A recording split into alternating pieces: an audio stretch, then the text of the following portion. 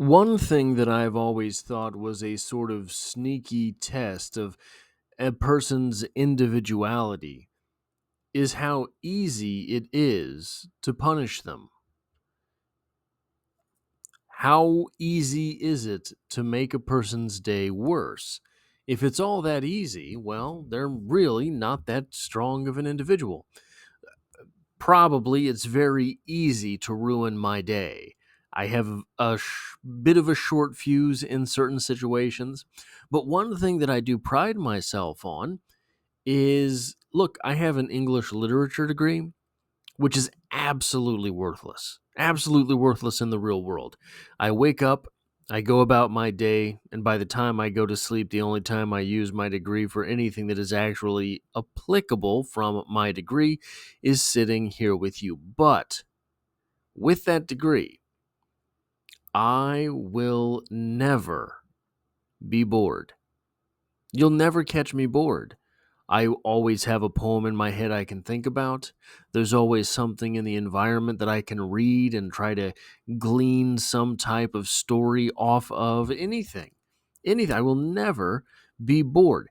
That is, in my opinion, a little bit like what it is that we have today from Emily Dickinson in a poem called They Shut Me Up in Prose. It reads as such. They shut me up in prose, as when, a little girl, they put me in the closet, because they liked me still. Still, could themself have peeped, and seen my brain go round, they might as wise have lodged a bird for treason in the pound. Himself has but to will, and easy as a star, look down upon captivity, and laugh. No more have I. So, what are we doing here? What are we looking at? They shut me up in prose. They gave me a book and told me to read. Like when I was a little girl, they put me in the closet because they wanted me to be still. They wanted me to be stationary. They wanted me to be predictable. So they put me in the closet.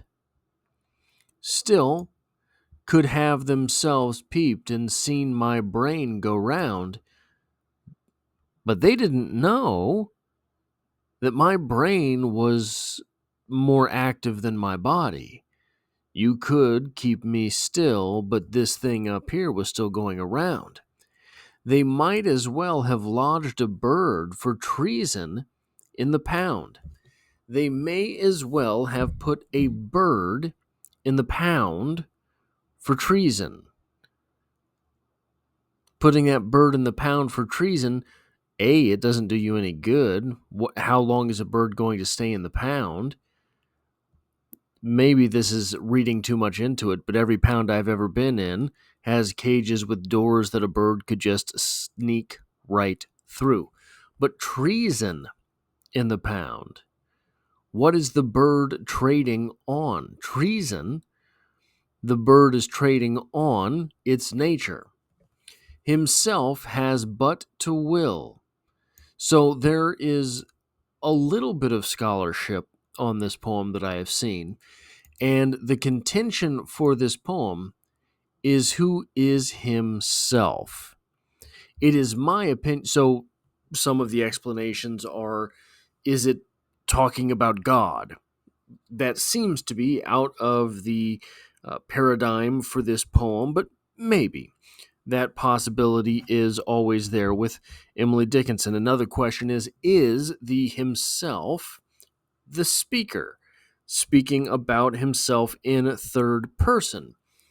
I think that what's going on here is the him is, okay, the him is the bird. They may as well have locked a bird in the pound for treason because he has but to will.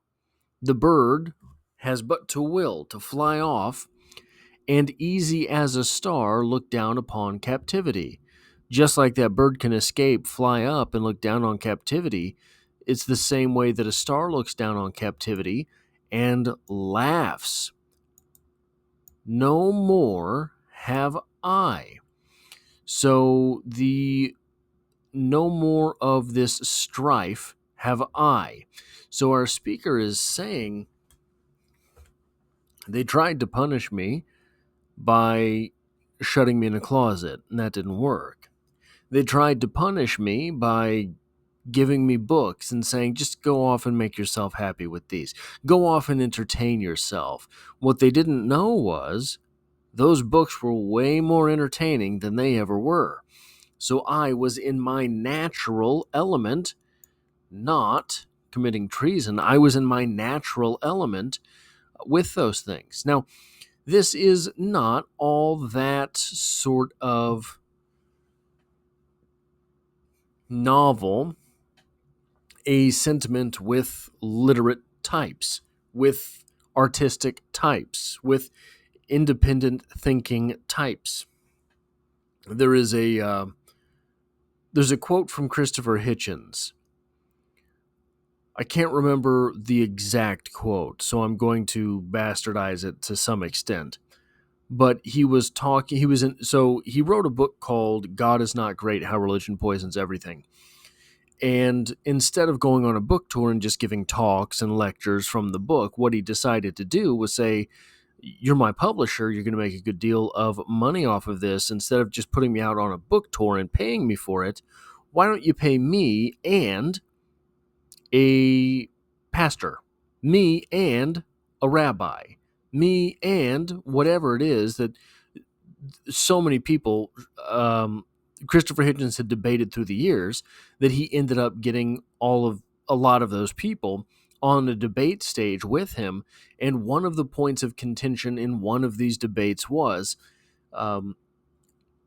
there is so much consensus on I think the argument was that Jesus, the person, really existed, was historical. The historicity of Jesus. And the point from Hitchens was, I don't care. I really don't care. There's no incontrovertible evidence here. So these people having this opinion in mass does not matter to me. Doesn't bother me. And the person retorting said, so you're going to ignore everyone's authority and just take your own opinion. On what authority? And Hitchens basically said, on my own authority. It is my opinion. It is every bit as valid as anyone else's. I don't care about theirs.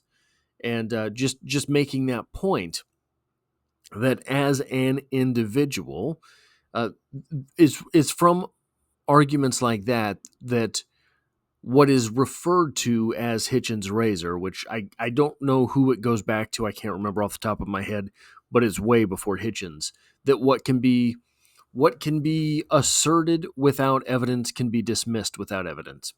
But these are lyrics from a 23-year-old song on your screen right now, a fact that makes me feel absolutely ancient and as if I am that old man at the corner of the bar, because I'm talking about 2-decade-old albums. This from Audioslave, written by Chris Cornell, Exploder. These were the opening lyrics. I met a man locked away for things he hadn't done. Innocence on a ball and chain, he'll never feel the sun again on his face or roses in his hands. But when he smiled at me, I could understand. If you're free, you'll never see the walls. If your head is clear, you'll never free fall. If you're right, you'll never fear the wrong. If your head is high, you'll never fear at all.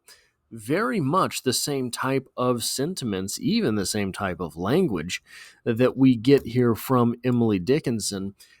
Chris Cornell, another one of those interesting and individualistic people that wrote a lot of this type of lyric, the same way that Emily Dickinson wrote a lot of these similarly themed poems.